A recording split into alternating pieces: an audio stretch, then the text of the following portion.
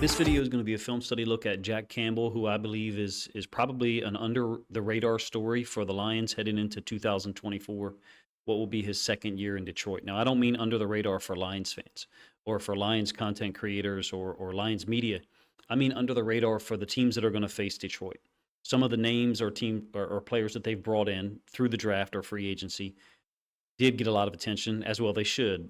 Detroit upgraded the cornerback position immensely from 2023 to 2024. But Campbell is a guy who finished second among all rookies in tackles, 95 tackles total, behind Ivan Pace, inside linebacker for the Vikings. I think Campbell is for me, he's a fascinating player to watch compete. As far as last year, his rookie year goes, I compared him to a computer that comes pre-built, meaning there's certain hardware that's already installed, and that was at Iowa, that showed up immediately with the Lions. Maybe a couple of software pieces needed some upgrades, which you can do quite easily. I want to highlight some of the things I think he did extremely well in 2023. And the first will be how underrated he is in pass coverage. Now, I understand that there'll be people out there who may not agree with me. You may rely on PFF and other rating services. I do not. I will show you the film and break it down. You can hear my words aligned with the film so you can judge whether I have evaluated or analyzed it correctly. How does PFF do it? They give you a score. You may correct me if I'm wrong in the comment section. Do they give you a score for each play? Do they show you what the score was for each play? Do you know who the person was that graded Jack Campbell a 68 against the pass or a 75 against the pass or hell, an 82? I don't really care. I'm going to show you the film. Now, he did not have a single interception in 2023. He was only credited with one pass defense. I'll show you that one. So there are some who would cite those stats as the end-all for his pass coverage ability. A couple of notes. Outside of the fact that he will not turn 24 until just before Detroit's third preseason game, there is ample film from last year that shows how well he is, how adept he is at being in the right place in coverage and oftentimes forcing the quarterback to go to his second or third read. Now, as an outside linebacker on the line of scrimmage, I would not say that position benefits him, nor does it benefit the team overall. Derek Barnes is a guy better suited for that hybrid outside linebacker, inside linebacker, Sam role, if you ask me.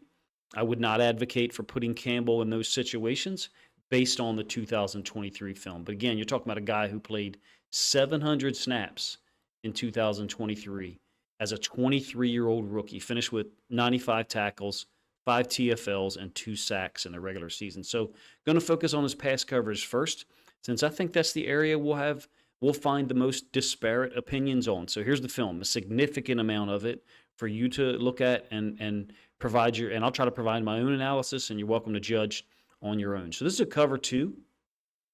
Switching the pass strength against the Chiefs. You can see Campbell is pointing now to the top side of the screen, switching the pass strength. Maybe he drifts too much here. It's a Tampa 2 look into the boundary. He ends up making what I think is an incredible pass defense back against the grain of his own movement to Kadarius Toney in the middle of the field. So you definitely have a Tampa 2 alignment here with the corners being in the hard flat alignment. 2 deep safeties, Joseph and C.J. Gardner-Johnson. And here is Campbell opening to the pass strength, which, if you recall, was where he pointed, opening to the sideline, the top sideline, away from us, is back to us. That's why he was pointing in that direction. They were changing the pass coverage strength. Give you the end zone angle. I think, look, one more time before the end zone angle, actually. Mahomes misses MVS up here. He just does. MVS is wide open in this cover 2 alignment, and Mahomes is looking directly at him.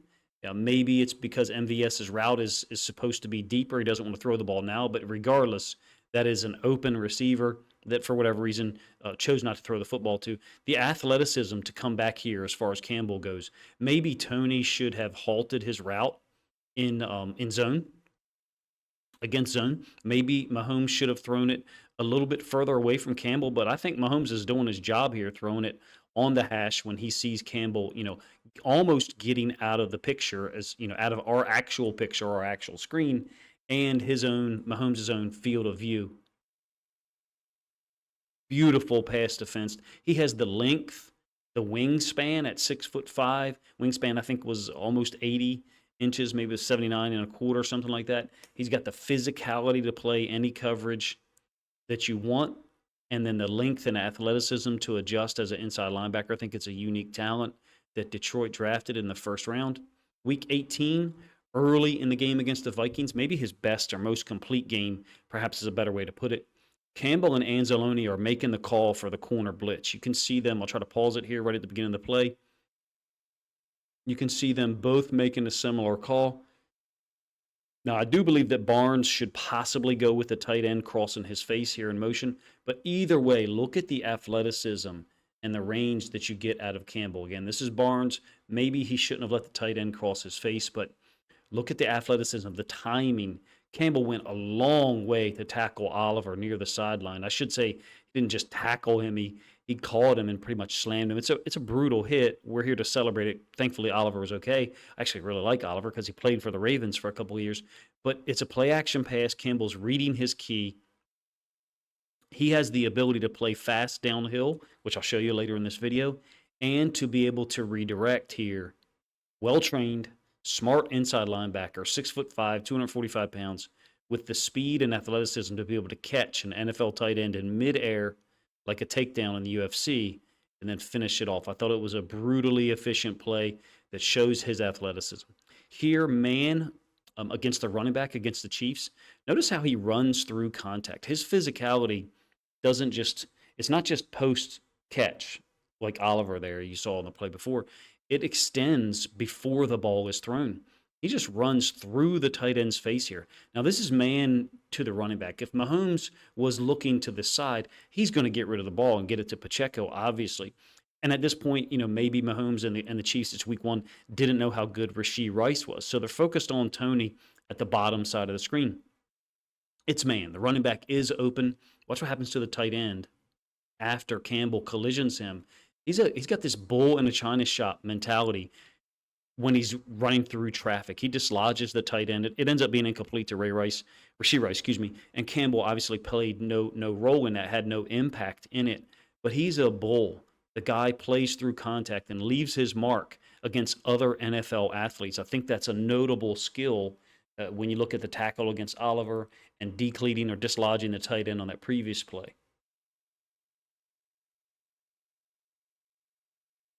Second and 14 against the Saints. He's also very adaptable and focused, meaning he has a key and he's dedicated to it. Campbell here, lined up to the field. Jalen Reeves-Maybin down to the boundary. Lions appear to be in like this quarters kind of match coverage. You can see the zone drop here and here. Safeties over the top. And the corners, one got a man turn up top and then Sutton in his zone turn down bottom. But Campbell's on Kamara in the middle of the field. There's a lot of space here. Branch does certainly help out. I think Campbell gets credit for the tackle alone. This is an example, if you ask me, of team defense. Also, I think we have to point out, you're talking about two guys, Campbell and Branch, who know how to play with leverage. They came from great systems in college, and it transferred to the NFL for both of them. Branch with more high-profile turnover impact plays, if you will. This indicates to me the adaptability that Campbell has on this particular play. He's lower in his drop. Notice where his heels are right now, 33-yard line. And on the drop, he's getting no depth. He's manned on the running back. This is assignment-based probably because of how capable Kamara is as a receiving threat. And I have no idea how to prove it to you other than the plays that I will show you here coming up where he's getting depth. He's a capable, versatile guy who is very efficient in his movement. There's no wasted movement. Everything seems to be very simple and concise and tight, almost like a professional fighter who's trained certain techniques so many times. No wasted movement. Against the Bears here in week 11, this is cover 3. Campbell will get immediate depth almost to the line to gain. Again, it's a 1st and 10, so you're talking about 10 yards to go. Compare his depth to the other second-level players and then mentally compare it to the previous play that I showed you. So again, it's a cover 3. He's calling out the crosser underneath, which I think is DJ Moore. He's allowing that to pass through. Compare his depth to Barnes. A little unfair to compare it to Barnes because I think Barnes began the play lined up on the line of scrimmage, but he's got more depth because of the drop. It's cover three. Very drastically different than what he was asked to do on the previous play. He's got no eyes on the routes at all other than the under route. Straight on the quarterback, closes down on DJ Moore. You're welcome to have a different opinion than me, but what you can't say is that they didn't play a multitude of coverages with Campbell on the field. There's different types of zone, quarters, match, man coverages. Was he used in man coverage less on running backs? Absolutely. Part of that was Anzalone's so damn good at it. I think Campbell is far better in coverage than we are being given information if you only rely on a number. If you don't look at the film, trust other people besides me too. If you don't look at the film and actually try to break it down yourself or let someone do it for you who has some idea. I have some. I've coached inside linebackers in the past. I don't think you're getting a complete picture. Another one, week 13 against the Saints. This is zone. It's a play action pass concept. And look, Carr absolutely misses this deep over concept here. The downside corner for the Lions isn't getting any depth at all. So that's one thing to mention here, but we're talking about Campbell. He drives on short routes. Now, this is a drop. This is not a pass defense. But the point is, in zone, he takes away the deeper concepts by his drops. And then his athleticism, his length, his instincts, if you will, I don't really like the word instincts, allows him to drive on shorter concepts in front and make the tackle. I'll show you one more after this. He's going to make the tackle here. Clearly, it ends up being an interception by Brantz. I wanted to illustrate Campbell's ability to change direction, get depth, and then come downhill on a play action concept. Last one, I guess, where he's going to be getting a deeper drop. This is week 18 against the Vikings. It's a Tampa 2. He's at Mike linebacker. That explains the deeper drop that he has compared to Anzalone and I think Barnes. We're not saying his drop is better than theirs. By design in a Tampa 2, someone is running in the middle of the field. Tampa 2 is really just a disguised cover 3. I do think that Anzalone maybe gets a little bit too much width here, but you've got Jefferson at the downside of the screen for us. The defense is right, the offense is left, so it makes sense. This is also, hey, look, you got to give credit to Mullins. It's a really nice throw around Anzalone and then underneath of Campbell. There's Anzalone expanding with the running back. I think he's expanding a little bit too much. Compare his alignment to the hash here with Barnes, although the ball did originate on the left hash, and then Campbell's depth. So it's a nice throw from Mullins, sticking that throw in between, layering it between the second level inside linebacker and Campbell, who's almost at the third level. Becomes a big hit by Campbell. He's a finisher.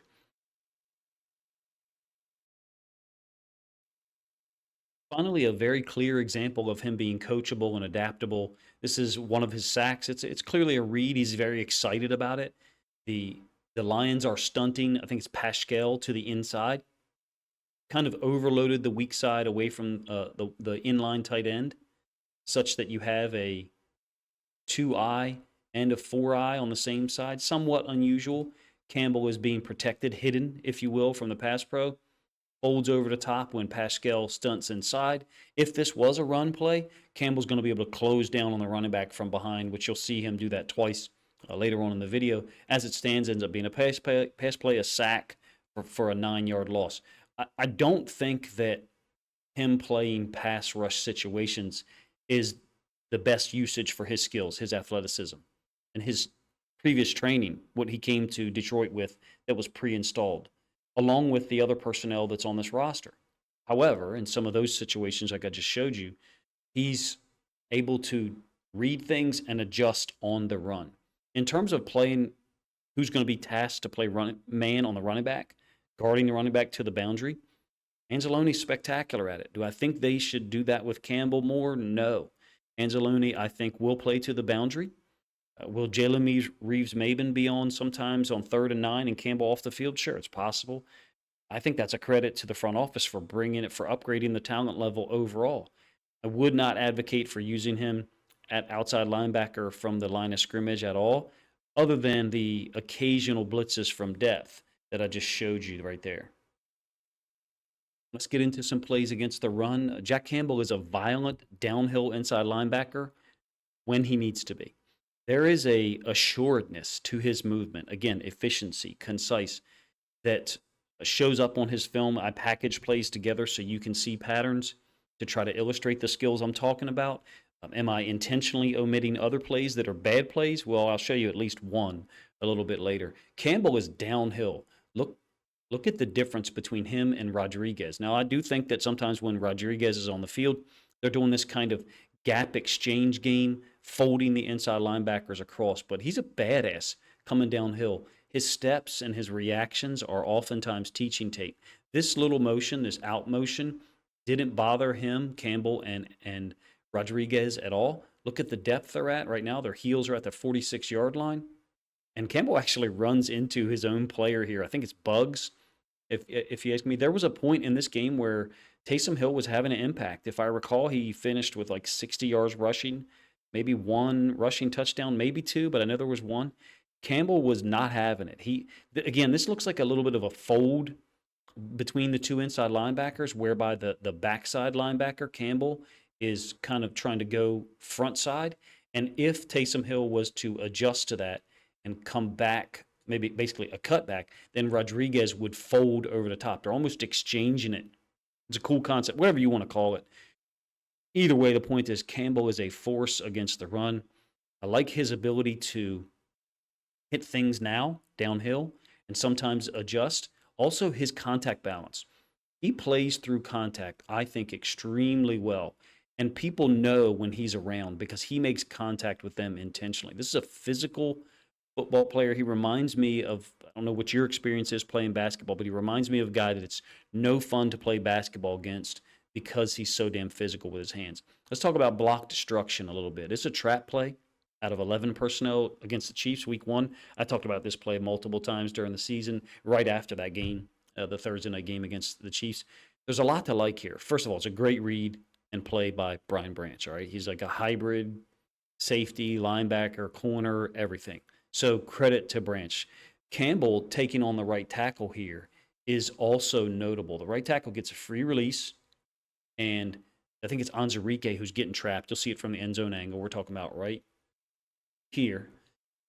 Right tackle gets a free release. Not a huge fan of his technique here necessarily, but Campbell steps up and pins to the inside, shocks Taylor, stands him up, pads below pads, to secure any downhill run lane right here. Also, Branch has one to the inside. Really, Tony had no chance because of his alignment pre-snap to get to him. One thing to note from the all-22 here, Campbell is at 5 yards depth with his heels. The ball is on the 42. Campbell's heels just past the 47.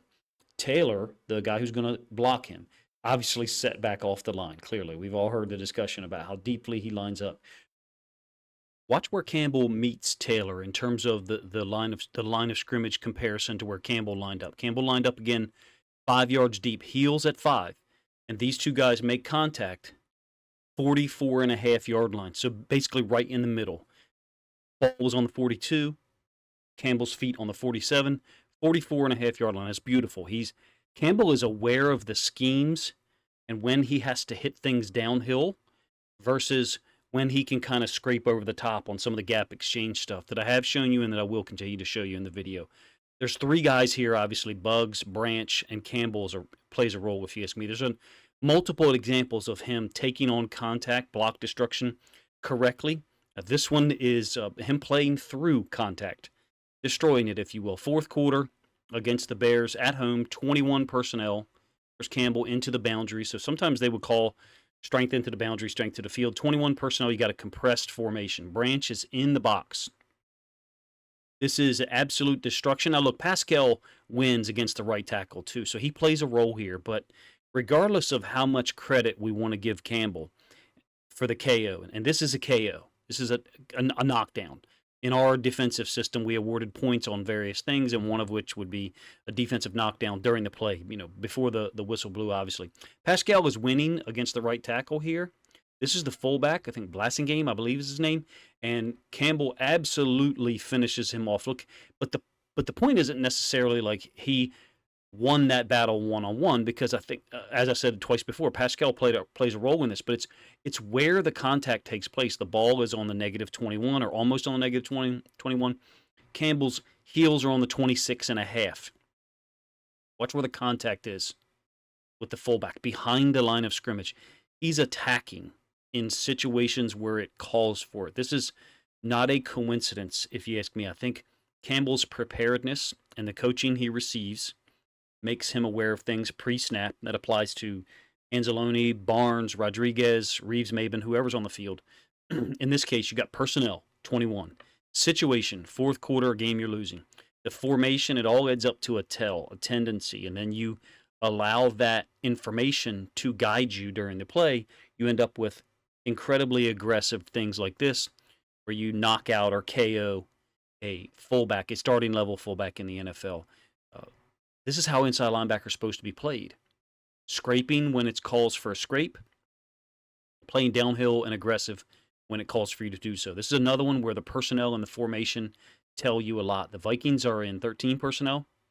Under front to the field for the Lions. So I'll pull it back to the end zone view. And look, this is another example of Barnes, I think, doing a really nice job as the edge defender on flow or run away from him. So regardless of the angle, Barnes is a guy who's athletic enough to get down the line of scrimmage and get involved in the play, and he certainly does here.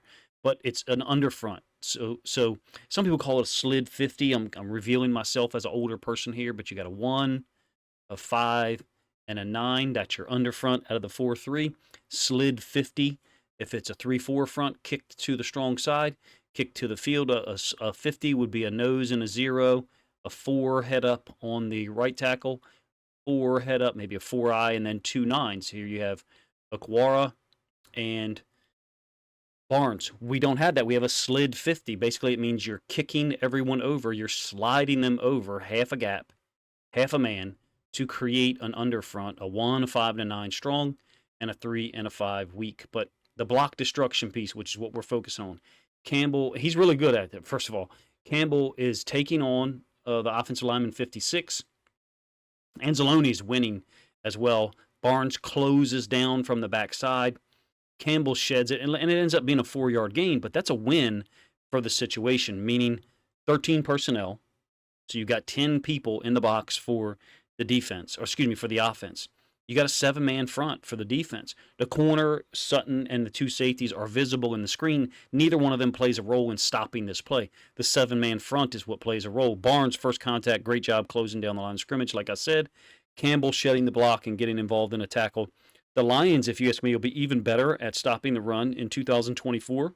The addition of DJ Reader. Davenport's pretty good against the run, too, from some of the film that I've seen when he's healthy, if you get the healthy version of him.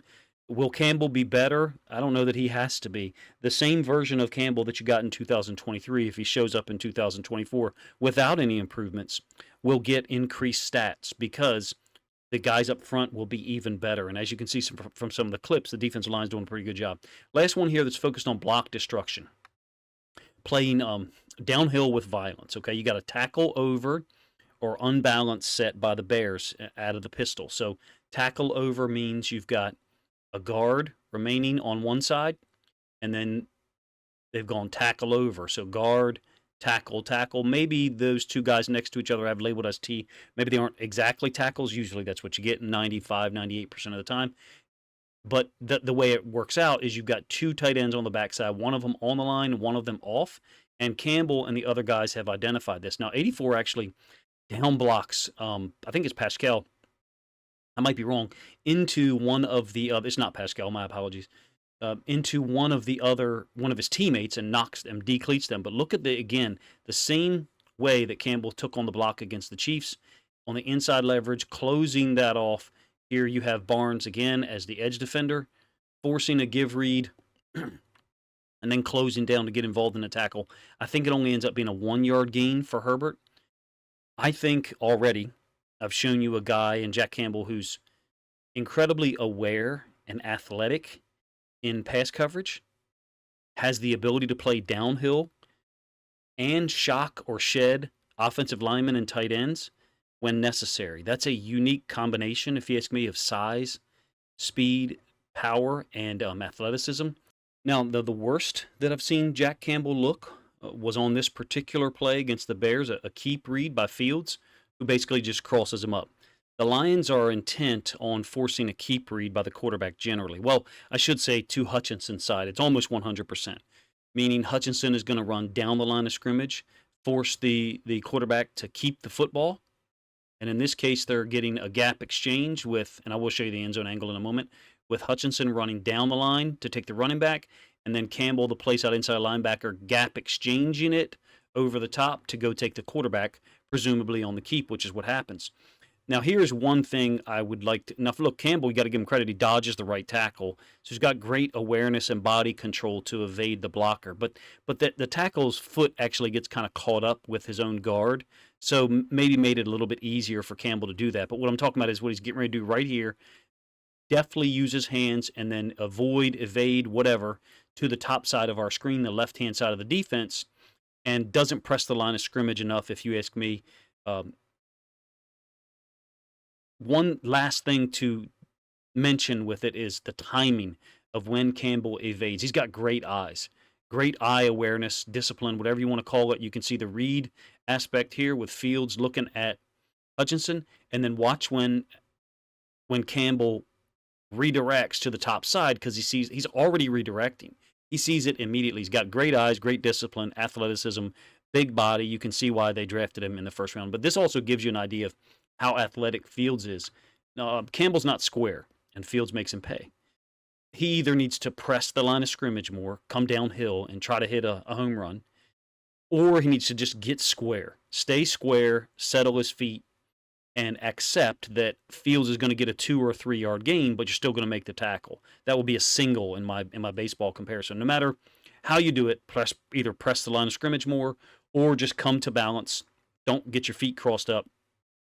Do I think one other thing to add about the way the Lions play this? Do I think that maybe with Hutchinson they need to slow play it more sometimes? Yeah, I do.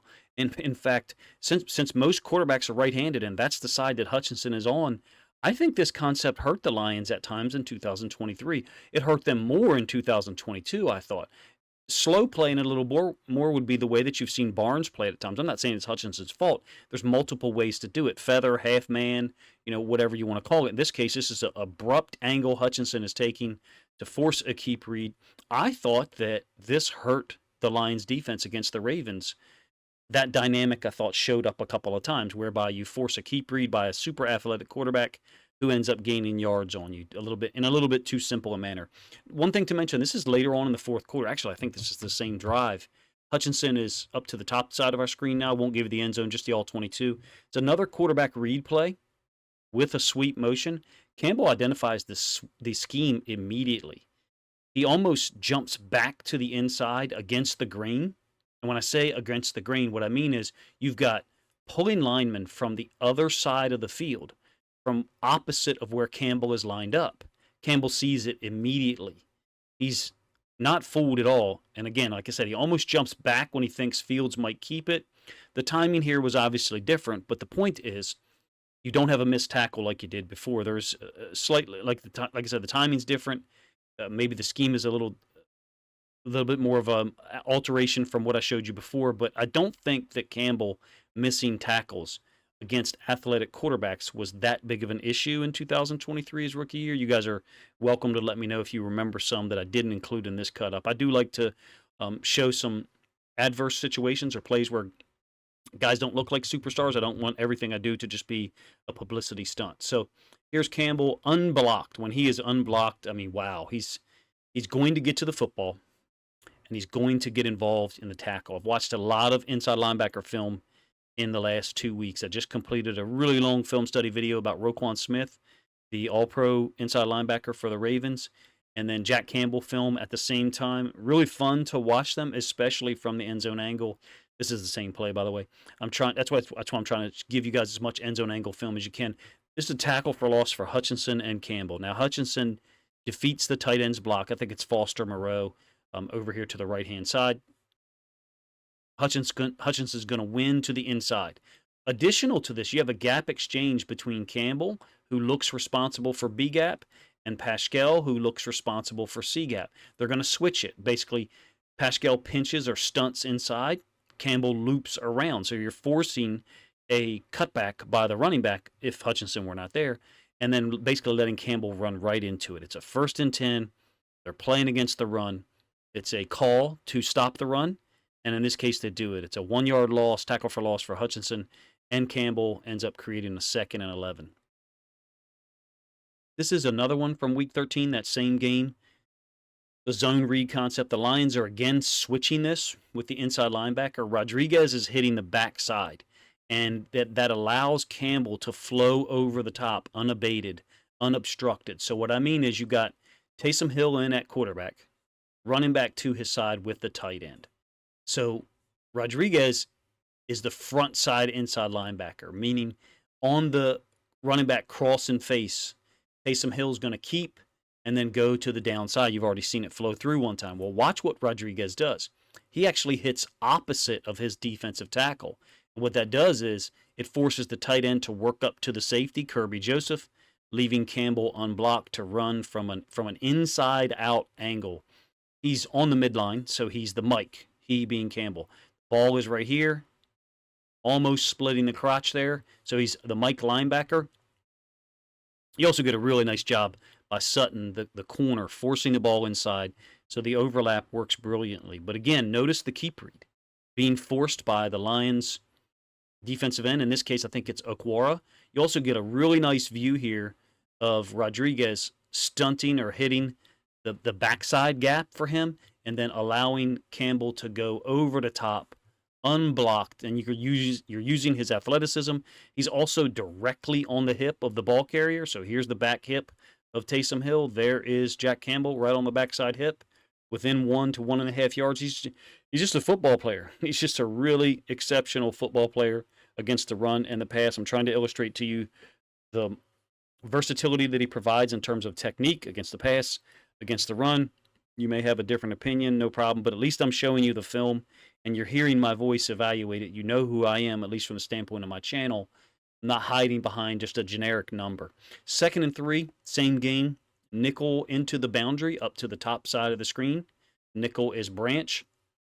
Campbell is absolutely shot out of a cannon here at a great angle. Ends up being a tackle for loss against Kamara. Now, when you get the end zone angle, you'll see, again, another time where the defensive end against a base block jumps inside. We're talking about Hutchinson to the top side. And because of that, with Branch as the force player to the outside, Branch is here. Hutchinson has dove inside, gets his hands on Kamara. Campbell's able to fit in the alley between them, if you will, taking advantage of his speed, his athleticism, and ability to finish plays. The running back, when you see stuff like this, you get a great view of it. Branch coming into the screen. The guard is going to combo up to Branch for whatever reason.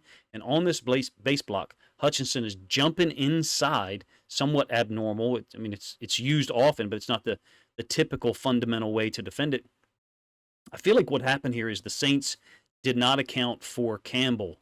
They thought maybe the motion would pull him further away from the point of attack. So maybe that's why they weren't blocking him and the guard was working up to Branch. As an aside, I do not like or enjoy how much inside linebackers move on motion. I think Campbell is almost a half step too far here, but he has the speed to make up for it and takes great angles. Again, inside hip of the running back who read the bounce correctly. No matter how they slice it, they being the Saints on this play, someone, Branch or Campbell, is going to be unblocked. And you get another illustration, like I said, of Hutchinson being incredibly disruptive. I don't think this is predetermined. I think this is based on the motion, and I think this is based on the base block or the stepping to him of the tackle. That is what triggers Hutchinson to dive inside because he has, like I mentioned when I first brought this play up, he has the nickel to his side as the direct force player. He can jump inside because he's got the +1 bonus player to his side. Hopefully I explained that in a way that makes sense. If I didn't, feel free to let me know in the comment section. Another one that's unblocked, maybe perhaps more impressive than many others. It's against the Packers. It's 12 personnel. They're pinning to the top side. They're getting Barnes and Kaminsky sealed off. It's a toss to A.J. Dillon, who's a 250-pound running back, running free. unscathed, meaning he's on his tracks. He being Dillon. He's a huge man. Campbell gets there at the same time. Play over. 2-yard gain. Maybe that play doesn't impress you as it does to me, as it does me. I've seen A.J. Dillon run over or break tackles, maybe not run over, some will break tackles for years.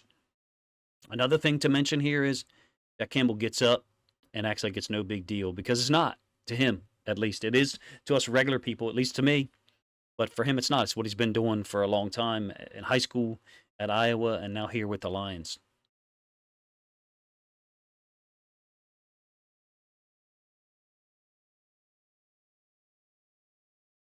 Tackle on Herbert against the Bears.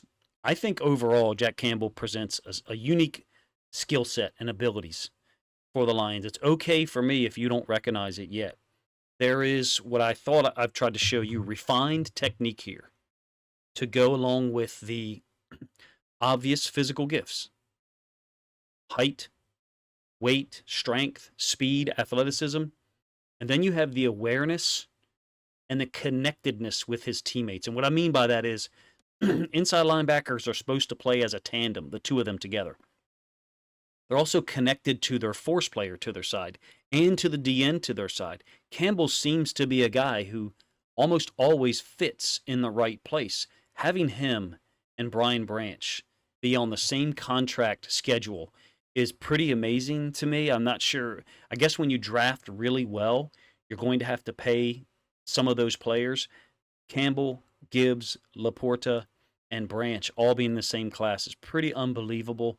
Certainly of the four, impact in 2023. While I am a big Jack Campbell fan, you can tell by the way I conducted this video and what the plays I tried to show you, the depth I tried to go to. Maybe I reached the apex or the vertex, I should say, of my skills and wasn't able to convince you.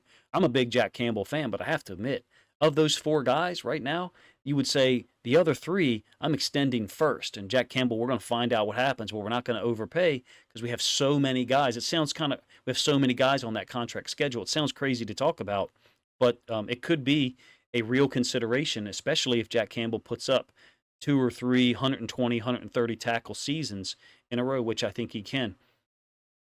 Speaking on the Lions defense for a moment, I think they have transformed, and I said this in a video I did about 6 weeks ago, completely transformed the defense in terms of the talent. The inside linebacker position, I guess, is the only one that remains static. Anzalone, who I will have another video out on soon.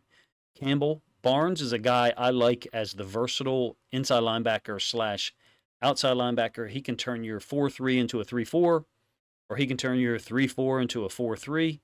I like the looks when Campbell, Barnes, and Anzalone are on the field together, even if it's 11 personnel at times. So you're basically playing Barnes as an edge defender. It clearly depends on the personnel group that you're facing, that the offense is showing. Corner position upgraded significantly. It's kind of obscene, the level of talent that you have now in Detroit at corner compared to 2023. Davis III, Robertson, Arnold, Rakestraw. I was glad that they brought Mosley back. It would be a great story if he could have a role at some point, 2024 or 2025. Safety, right now, I don't have concerns, but I understand if you do. Losing C.J. Gardner-Johnson, surgery for Joseph Branch in a walking boot at one point, I believe. So I would understand if there was concern on your part. But Rakestraw and Robertson both have the ability and experience playing nickel slot corner position, if you will. You have a lot of options. If everyone's healthy, I don't have concerns, because Melifonwu is your third guy and may not be on the field as much as Rakestraw or Arnold in some of those obvious passing situations. Right now, health-wise, it's understandable if you are worried about the safety position. Finally, I think Campbell is looking at a 100 to 120 tackle season in 2024. Personally, I was impressed during the year. I do not subscribe to evaluation services that just apply a number to a player. On some level, I feel like it's dehumanizing.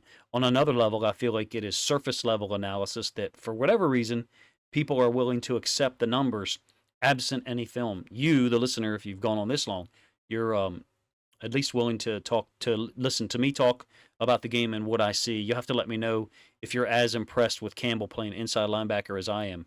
I would not suggest deploying him as an outside linebacker on the line of scrimmage at all, based on last year's film. I understand why they did it for parts of 2023 because of injury. James Houston IV mainly.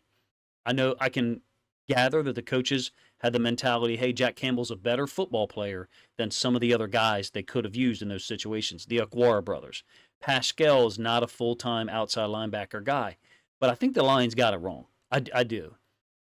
As the guy to be on the line of scrimmage, playing out there, Barnes would have been the better option. That's just reality. Someone who can shift between inside linebacker and outside linebacker depending on the formation. Now, comparing how those two played inside linebacker, there is none. Pass coverage, Campbell is incredibly superior to him and more versatile, number one. And against the run, he's got a much better understanding of schemes and how to take on blocks. But I think Derek Barnes is a fantastic player, too. I think Aaron Glenn and Dan Campbell have a lot of depth at outside linebacker, bringing in Davenport. Hopefully Houston fourth is healthy. Barnes, to me, would be the guy who can shift between the two positions. You may disagree with me on that point. You may say, well, Coach, I don't want to see Barnes there at all. I think in the film I showed you today that he showed the ability to do a really nice job on run concepts away from him. One thing we can agree on is the talent, the technical ability, and the savagery that Jack Campbell plays with. I think it's a unique talent at inside linebacker. I see why the Lions front office drafted him. And finally, we can all definitely be of the same opinion that the defensive talent overall is completely different than what was deployed at times in 2023. And that was damn near enough to get this team to a Super Bowl. If you enjoy this video, please let me know in the comments section. The inside linebacker film, it feels like one of my focuses, one of the things that I enjoy doing the most, but also one of the things where I think I'm probably speaking a different language than other people at times. I've experienced coaching inside linebackers. It was also the steepest hill for me to climb as a coach because I had to understand certain things that I certainly did not 20 years ago or 19 years ago as it is. So I digress sometimes and talk about things that maybe you're not interested in. Forgive me for that. If you did enjoy the video, let me know in the comment section. This one was really tough to get completed because I had some serious technical difficulties in the last week and a half with one of my laptops. So if you thought it was smooth and enjoyable for you, please consider grabbing a link to this content, sharing it out on social media to help this video get more reach.